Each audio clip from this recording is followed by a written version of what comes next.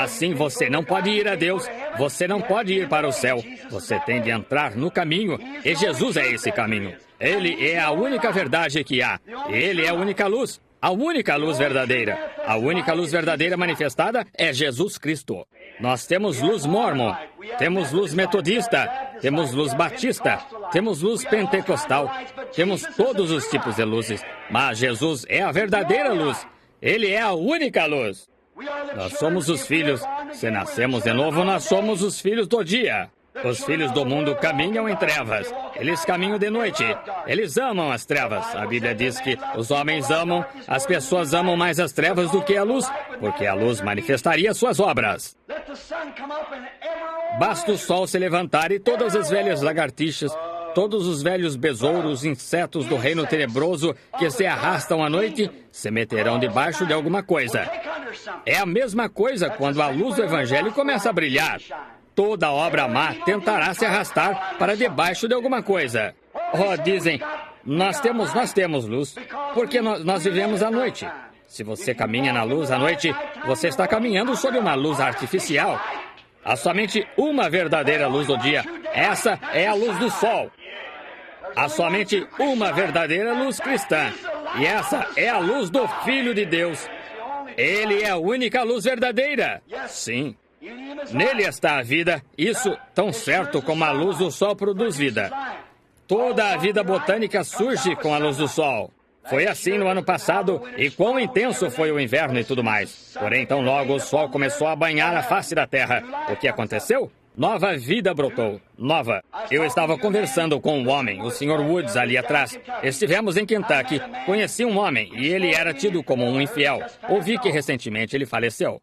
E ele, o Sr. Woods, chegou e perguntou-lhe se nós podíamos caçar esquilos em suas terras. Ele disse, sem dúvida, você pode caçar esquilos, Banks. Vá em frente.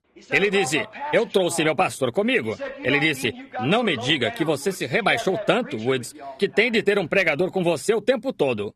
E ele disse, eu saí do carro e fui até ali, e havia uma macieira, sob a qual ele e um outro cavalheiro idoso estavam sentados. E assim eu apanhei uma maçã e comecei a comê-la. E ele estava falando comigo, e o irmão Woods apresentou-me como disse, apresento-lhe o meu pastor. E eu disse, como vai, senhor? E ele falou um pouquinho e começou a falar a respeito de, bem, que ele nunca tinha frequentado a igreja e não sabia se tinha perdido alguma coisa. Eu disse, sim, o senhor perdeu. Eu o deixei falar um pouco mais, e dali a pouco ele disse, sabe, houve um pregador que veio aqui a Campbellsville, ou a Acton, uma pequena cidade, aqui no acampamento metodista, e disse, aquele pregador nunca esteve nesta região antes. E uma noite, enquanto eu estava pregando, em uma reunião de 3 noites, ele olhou por entre a multidão e viu uma mulher sentada ali. Ele disse que ela estava orando por sua irmã, que vivia aqui em cima no morro morrendo de câncer. Disse, a senhora tem um lenço em seu livro de bolso, e disse, pegue esse lenço e coloque-o sobre essa mulher, e ela será curada. Disse, aquela manhã, a esposa e eu estivemos lá. E disse, nós viramos aquela velha mulher em um lençol. Fazia 2 anos ou mais que ela não saía da cama. Câncer do estômago. Ela não conseguia reter nem água no estômago. E disse, a irmã levantou-se da reunião e partiu aquela noite, e veio e colocou o lenço sobre essa mulher. E disse, na manhã seguinte ela estava cozinhando ovos e bacon, e preparando o café da manhã e comendo. E disse, ela ainda está ali. Isto foi há 3 ou 4 anos e disse, ela ainda está bem. Ele disse, agora se ele algum dia vier a esta região novamente, eu irei ouvi-lo. Disse, porque ele produziu algo que fez isto parecer um pouco mais do que simplesmente um monte de palavras para se ler. Isto apresentou algo que estava vivendo e vivo. Como é que ele soube que ela vivia lá em cima do morro? E eu olhei para o irmão Wood e acenei minha cabeça. E eu estava ali coberto de lama e sangue de esquilo e tudo mais da caçada. Ele não tinha a menor ideia de que tinha sido eu ali pregando.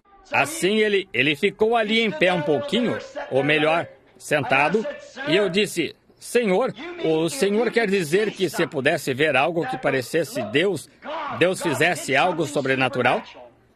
Sim. Ele disse, isso me faria crer. Eu disse, sim, Senhor. Eu disse, quantos anos tem esta macieira? Ele disse, 30 e tantos anos. Eu a plantei ali em tal e tal ano. Eu disse, todo ano vem, ela dá maçãs? Sim. Eu disse, estamos apenas em meados de agosto, não tivemos nenhuma geada ou período frio. Eu disse, não tivemos mau tempo algum, a não ser verão quente. E diga-me por quê, como é isto, que aquelas folhas estão caindo da árvore? Ele disse, a seiva voltou para a terra.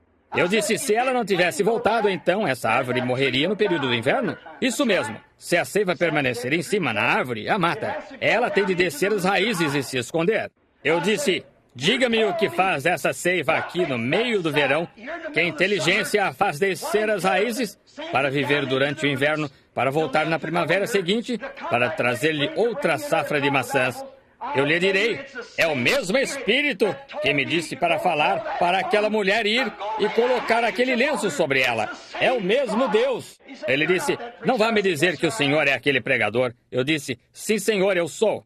Eu disse, veja, o Senhor procura algo lá em uma reunião, mas Deus está bem ao redor do Senhor, por toda parte. Não tem como deixar de vê-lo. Observe a natureza.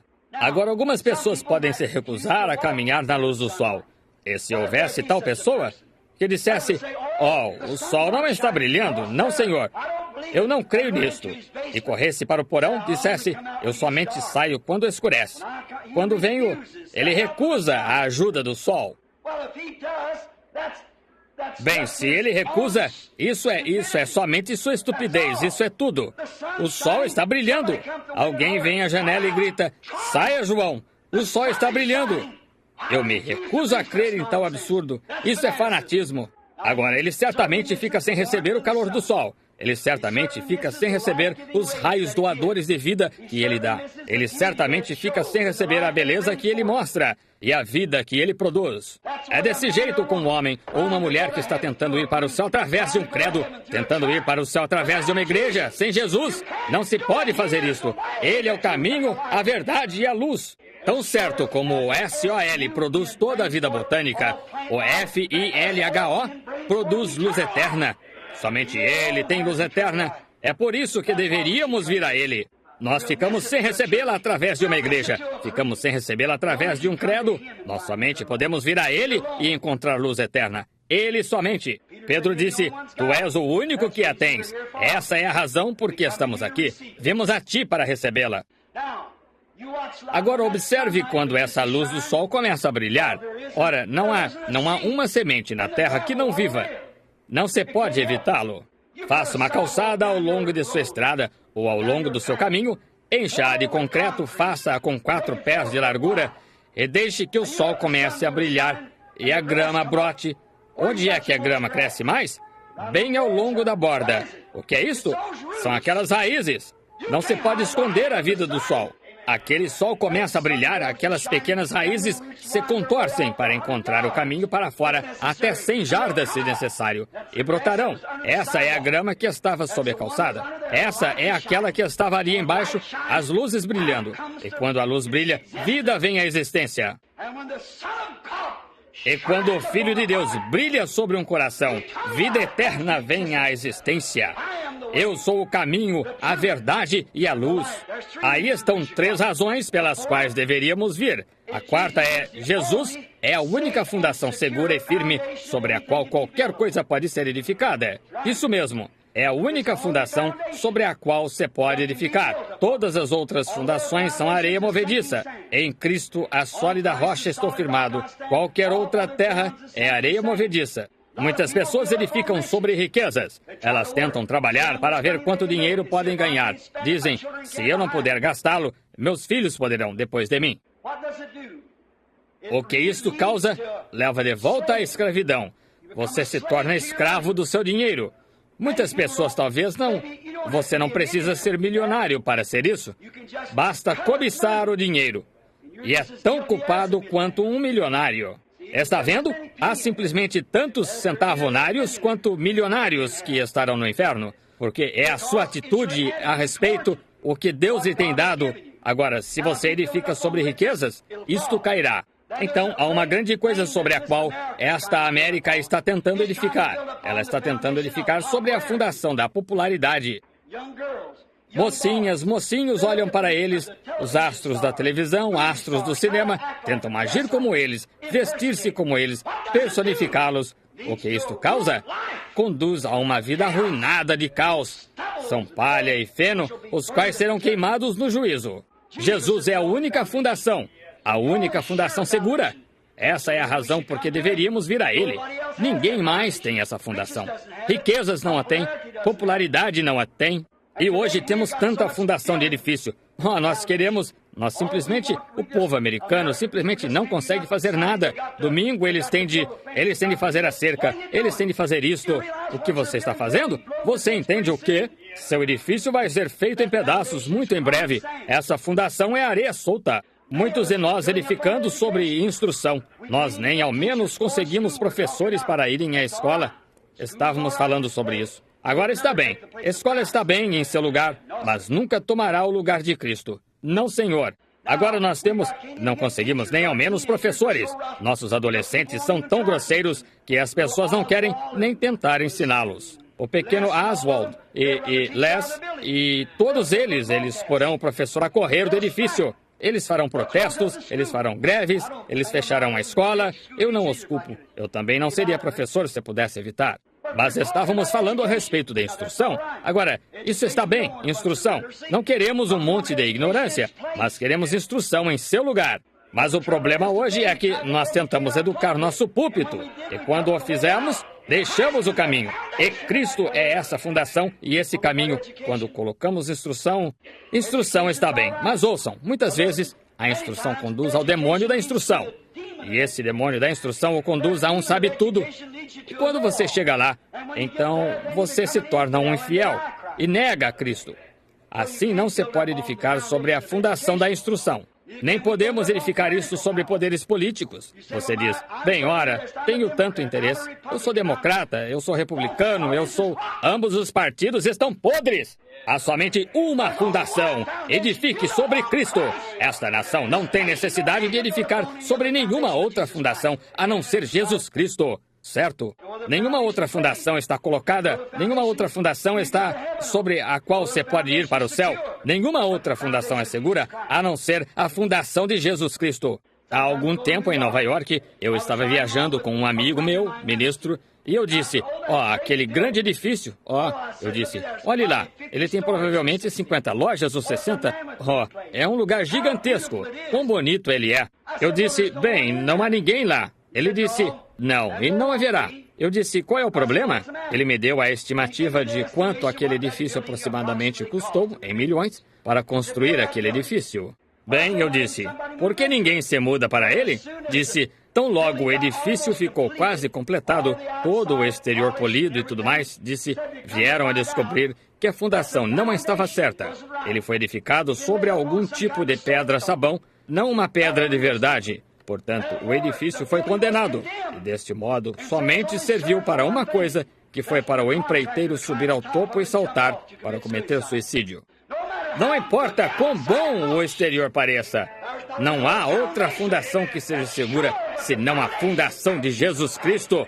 Ele é a verdadeira fundação sobre a qual edificar. México, uma bonita cidade. Eu estive lá há cerca de 2 anos, onde o bebezinho morto... Eu apanhei um homem na cidade, faz pouco, o mais bêbado que podia, trazendo-o para cá. E ele disse, eu ouvi atuar uma vez, reverendo, doutor ou alguma outra coisa assim. Ele é católico, ele disse. E disse, trazer uma menininha morta de volta à vida. Eu disse, sempre o respeitei. Eu disse, o senhor conhece Jesus? Ele disse, eu sou católico. Eu disse, eu não lhe perguntei a que igreja pertence. Eu disse, o senhor conhece Jesus? E eu lhe contei a história desta pequena mulher católica em pé ali fora, às 9 horas da manhã, com um bebê morto nos braços, até 10h30 aquela noite, chovendo a cântaros. E como o senhor trouxe aquele bebê de volta à vida? Eu não permiti que o declarassem até que o médico declarou. Disse, o bebê morreu. Ele declarou morto às 9 horas aquela manhã, e isso foi aquela noite, às 10h30. E o bebezinho está vivendo hoje, que eu saiba. Agora, e naquela cidade, é uma bonita cidade.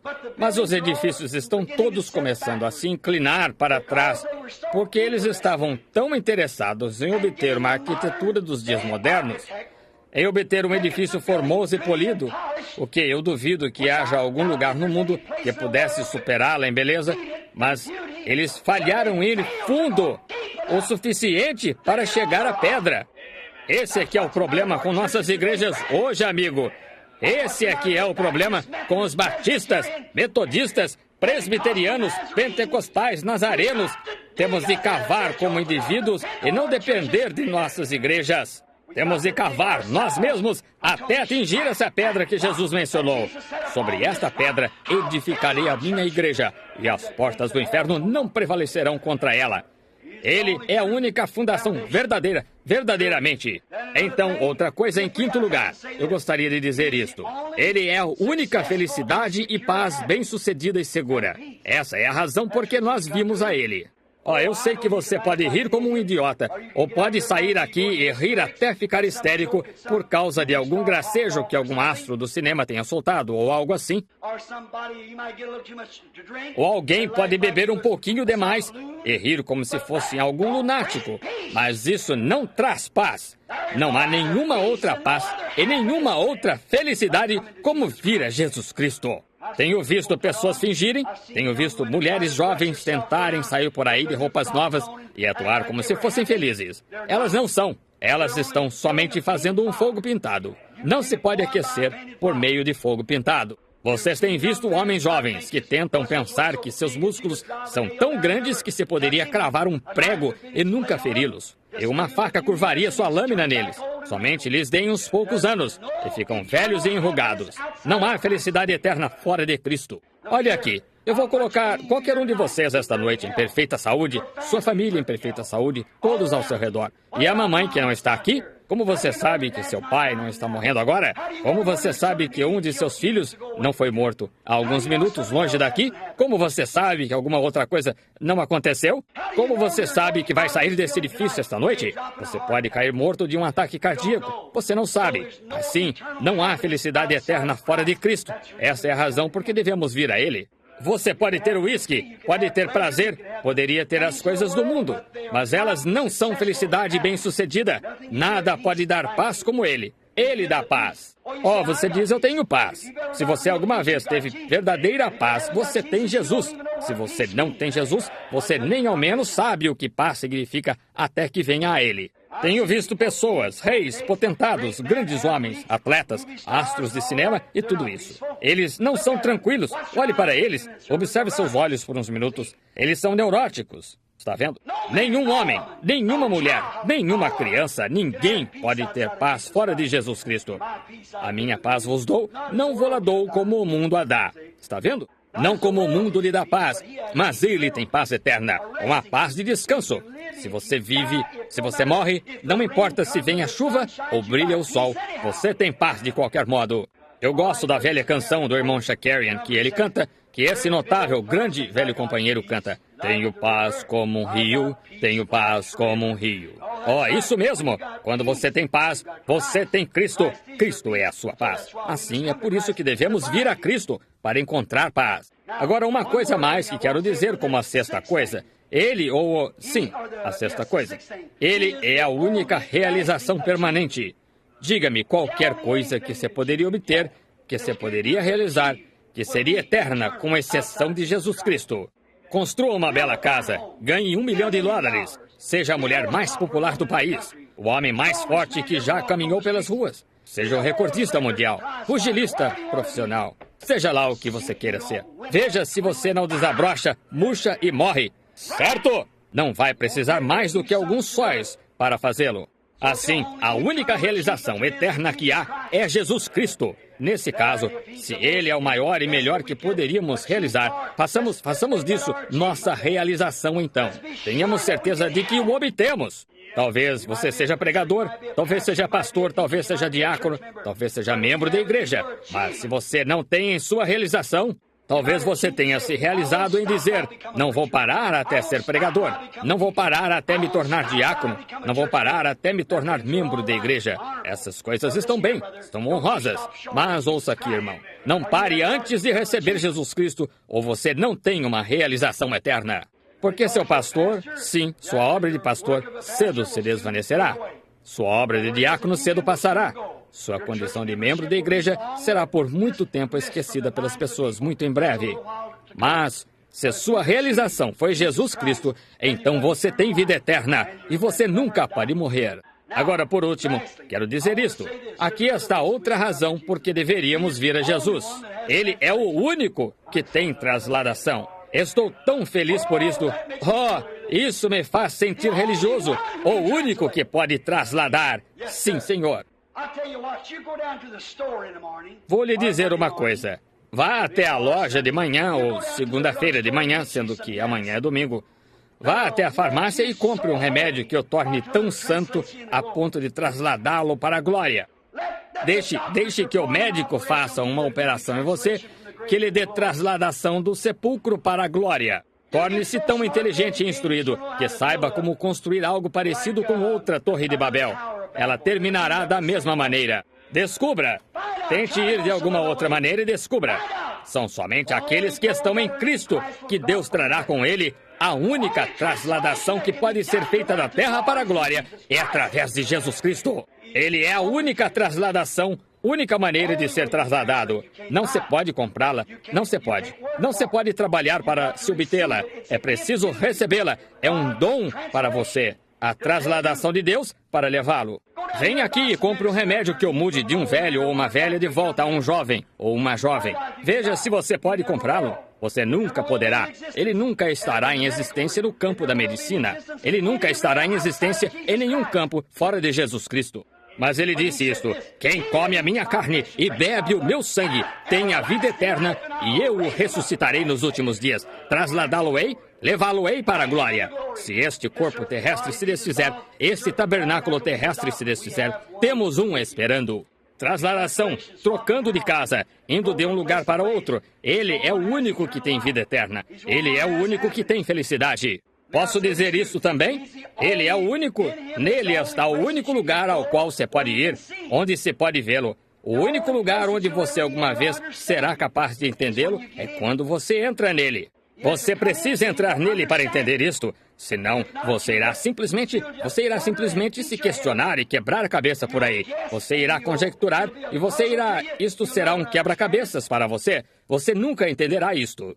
Essa é a razão porque aqueles judeus, naqueles dias, disseram: ora, esse sujeito é Belzebu, este sujeito é isto, aquilo e aquilo outro. Eles nunca vieram a ele, eles nunca o aceitaram como o caminho. Eles nunca o aceitaram como a verdade, como a luz, como a fundação, como o primeiro, como o último, como alfa, ômega, todas estas outras coisas que ele é. Ele é tudo em todos. Essa é a razão por que não puderam compreendê-lo quando ouviram. Ali veio Filipe, que foi e apanhou Natanael, trouxe Natanael. E Natanael, Jesus, caminhou na presença de Jesus. Quando Natanael veio à presença de Jesus, melhor dizendo, Jesus olhou para ele e disse: eis aqui um israelita, em quem não há dolo. Disse: Rabi, de onde me conheceste? Disse: antes que Filipe te chamasse, te vi eu estando tu debaixo da figueira. Os pregadores ali em volta, os sacerdotes, eles disseram: este homem é Belzebu, ele tem o diabo nele, ele é um adivinho. Jesus disse: se disserdes isso contra mim, eu vos perdoarei, mas algum dia o Espírito Santo virá para fazer a mesma coisa, e uma palavra contra ele nunca será perdoada, nem neste século, nem no futuro. Como podeis, disse ele, como podeis condenar-me quando vossa própria palavra diz que sois deuses?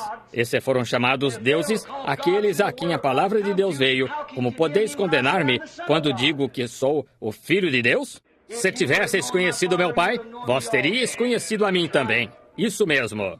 Ele disse: ninguém pode vir a mim se meu Pai o não trouxer. Ninguém entenderá a Deus exceto Cristo. Se aceitar Cristo, não se pode entender a cura divina. Ora, alguém diz: Jesus Cristo o mesmo ontem e hoje eternamente. Pode ser que o pequeno pastor aqui pregue isso. Alguns de vocês talvez coce a cabeça e diga: eu não creio nisso. Está vendo? Você não está em condições de crer nisto. Somente aceite-o pela fé e então você o verá. Jesus disse: um pouco e o mundo não me verá mais. Isto é, a ordem mundial não me verá mais. Todavia vós me vereis, vós os crentes, porque eu estarei convosco, mesmo em vós, até a consumação dos séculos. Vós também fareis as obras que eu faço, até mesmo mais do que estas fareis, porque eu vou para meu Pai. Eu irei embora, então eu virei novamente e estarei convosco. Nicodemos fez a pergunta: como posso nascer de novo?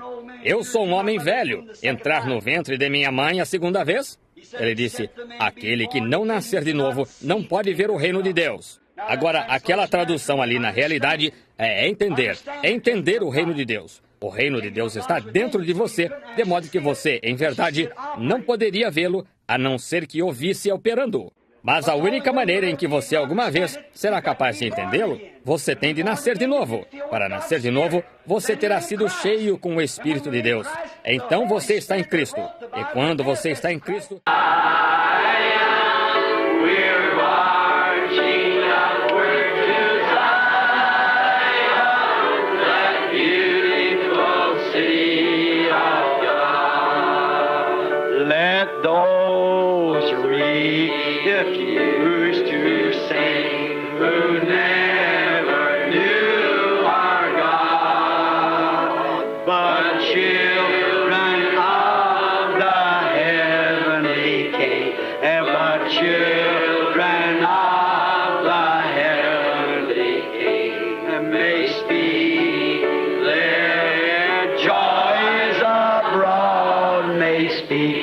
The